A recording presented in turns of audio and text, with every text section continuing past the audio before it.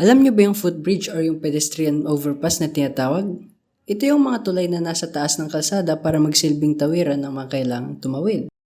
Bata pa ako, naisip kong maganda to para mas ligtas yung pagtawid kasi mas makakaiwas na sa mga dumadaang sasakyan. Pero, narealize ko habang tumatagal yung mga cons nito.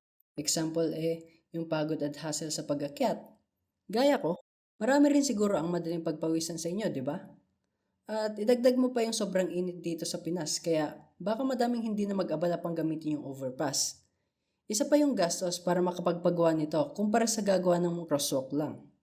At simula nung lumipat ako sa lugar na common na ang overpass, mas nakikita ko na yung ibang problema na cause ng tao at ng overpass talaga mismo. Isa na rito yung masikip na nga yung daan, masisikip pa. O baka wala na talagang madaanan dahil doon nilalagay yung overpass.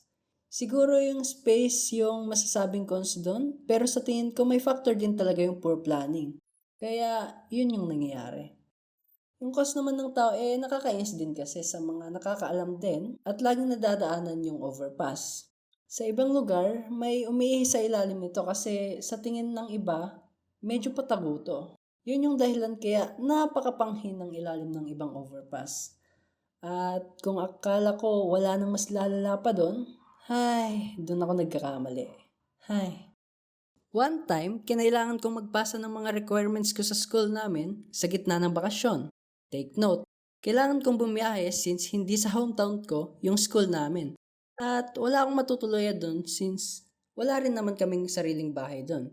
Kaya kinailangan kong mag-book ng matutulugan.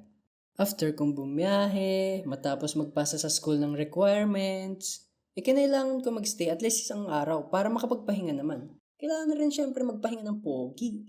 On the way pagpunta ko sa pag-i-stayan ko, may nakita na akong overpass. Yung kalsada medyo malawak pero wala akong nakitang crosswalk kaya nung nakita ko yung overpass, natuwa ako. Isa pa, ayoko rin na tumawid kapag walang tamang tawiran para sa sarili ko na rin kaligtasan.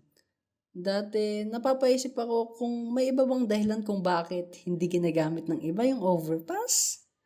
At ngayon ko lang nalaman kung bakit. Tae.